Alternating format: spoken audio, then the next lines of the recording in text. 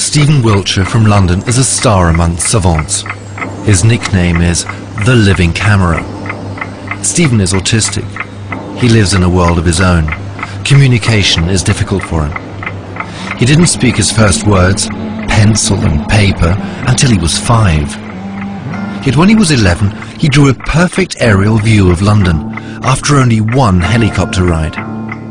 Even the number of windows in all the major buildings in his drawing was correct.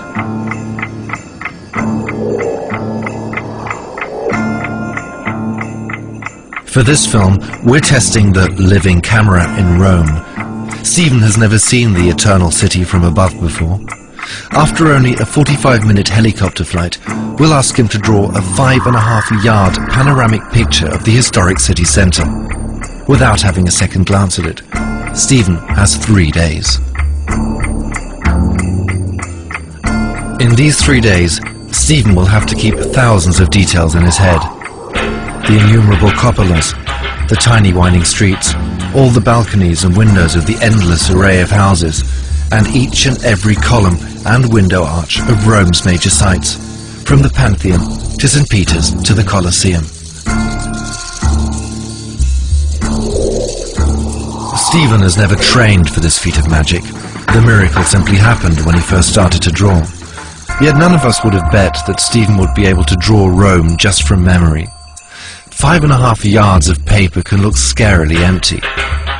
The amazing thing, Stephen starts the drawing as we would, with the Church of St. Peter's. But he doesn't do any sketches, nor roughing out of the space for the drawing.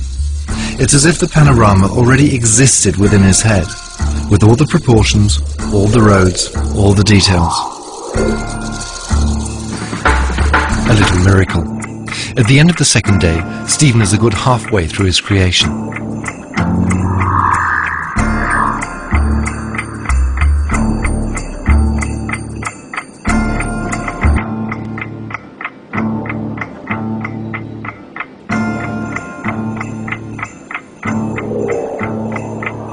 After 3 days of his drawing marathon, even Stephen Wiltshire starts to tire. He has filled in more than 5 yards of paper in fine pencil. He has been restlessly aligning window to window and house to house, because Stephen loves to be applauded for his art. In the left corner, he's finally reached the ruins of the Forum Romanum.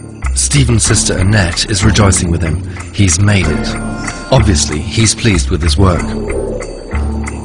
Yet our vexing question still remains. How precise was Stephen's ability to memorize? Is it really true that you could only see a single curve of the Tiber from above?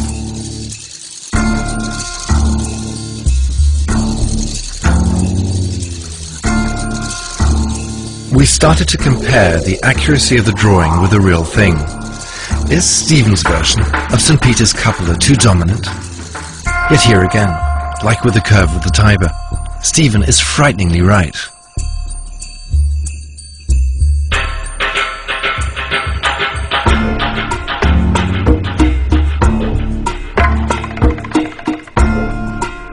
We wondered if the famous Roman hill should probably stand out more in Stephen's panorama. But again, Stephen had seen it better. From 1,000 feet up, the hills are, optically, almost level. Checking the Pantheon, we did discover some minor inaccuracies on the roof. But the number of columns of the portal is, again, absolutely correct.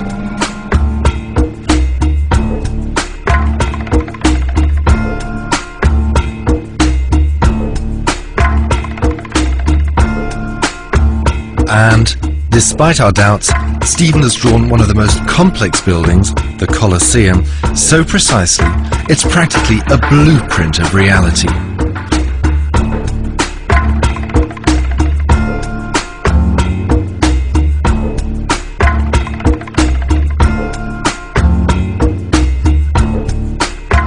Stephen was also accurate in the instances we checked of nameless buildings and side streets. Had he had more time, his sister Annette believes, he would have put in even more detail.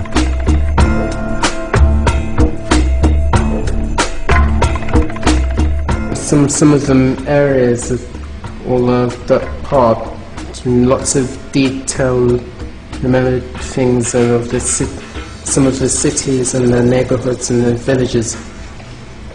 And then the easy part is St. Peter's and Forum and Colosseum, and memorize it by head and by memory.